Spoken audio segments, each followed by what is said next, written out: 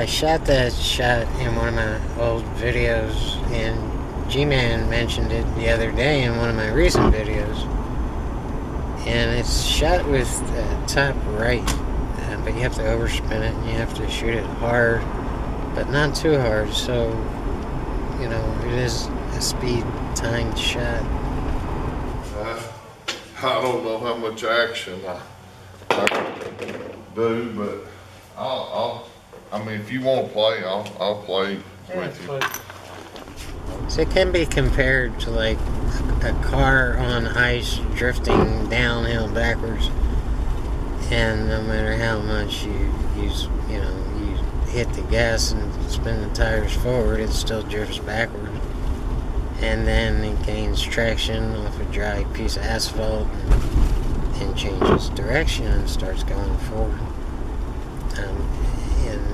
In this case, it's changing directions 2 times at once, so it's going forward and going to the right hand side of the table because of the top right.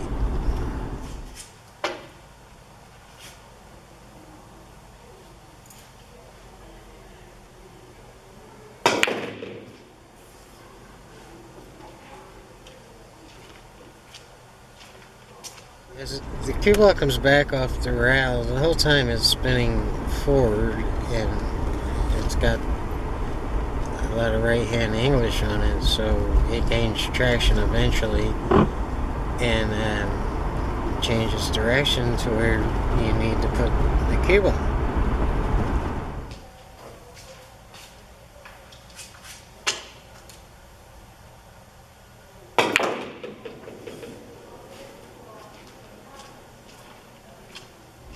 So the shot bars some aspects of a trick shot, but I don't like trick shots because most of them are very impractical. But this one, it's not really a trick shot, and it's way more practical than the average trick shot. And it does come up, and you can use it. You just have to dial it in and get used to shooting it.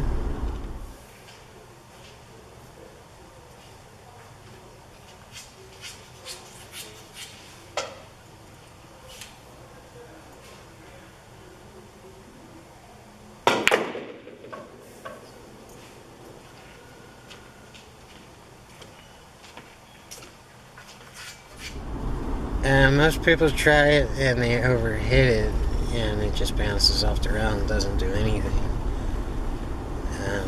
So you really have to time it and not hit it too hard, and you really have to overstroke it because you really want that cue ball spinning in both directions. So here it is in an actual pool game, and this is 10 ball because this is a recent video just taken, and 10 ball is my new thing. So that was a shot right there, and I got perfect on the 2 to get back on the 3. It'll help from the 9 ball there.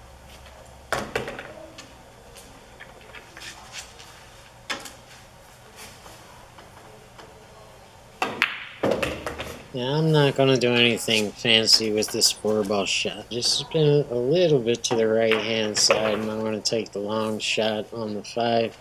And I often preach that you don't want to mess with that 7-ball, and you don't want to mess with the 8-ball. Still a pretty easy stop shot there.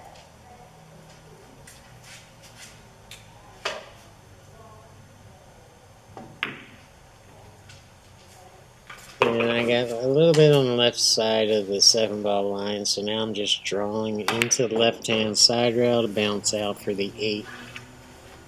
And same scenario, left-hand side of the 8-ball line, same shot as the 7-ball with a little more right-hand spin to come back down. Table on the 9. You get perfect on the 9 to get right on the 10-ball.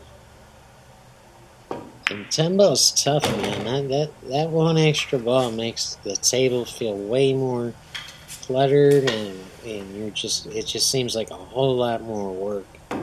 It's a really tough game, but that's the objective, and that's why I've been playing it.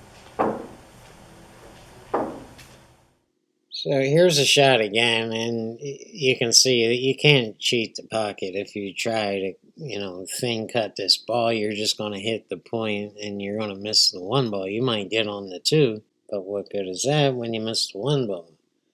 And a lot of people say, well, why don't you, let up on your stroke a little bit and just get to this side of the two ball. And that's naturally what you should do if you can get from the two to the three from the right-hand side of the table. But the big factor is there's often traffic over there making that shot impossible, and you're going to wind up snookered on balls or hitting balls and tying balls up, and you don't want to do that. So that's where this alternative would come in. And if you actually work on this shot, you'll soon find out that you can spin that cue ball back to the left-hand rail, either pre-side pocket or post-side pocket. So you can hit the rail either here or there. And that would, again, depend on where the two ball is and where the three ball is. I don't like doing that because there's a possibility of a scratch. And often, when the cue ball comes back and hits that left-hand side rail, it grips the rail and sends it all the way straight down the rail to scratch. So what trick shot guys do is they put another ball near that corner pocket, and they purposely send it straight down the rail to hit that ball. We're not shooting trick shots, we're actually playing pool here, and I'm going to show you a whole nother game utilizing this shot.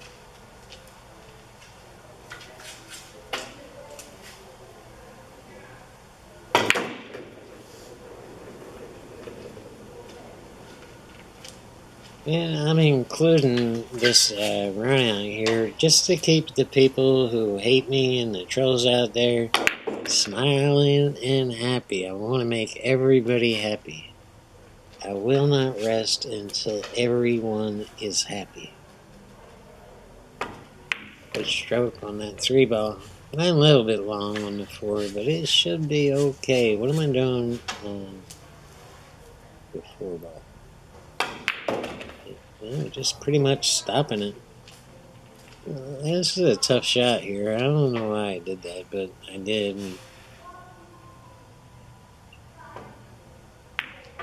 Way more angle than I needed on the 6, but I recovered pretty good. Where am I getting on the 7?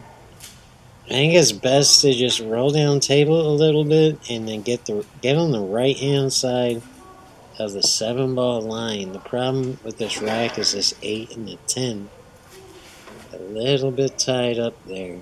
Are we going to the left hand side of the 10 ball or the right hand side? I think we're going a little bit down to the left hand side of the 10 ball.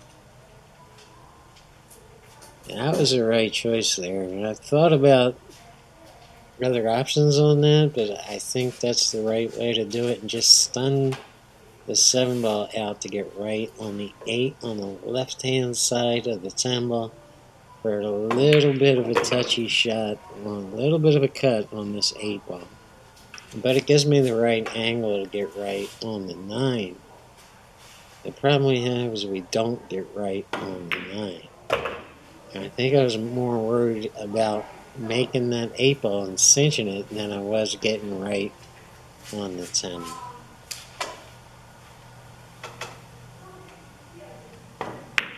And I kind of rushed the stroke there.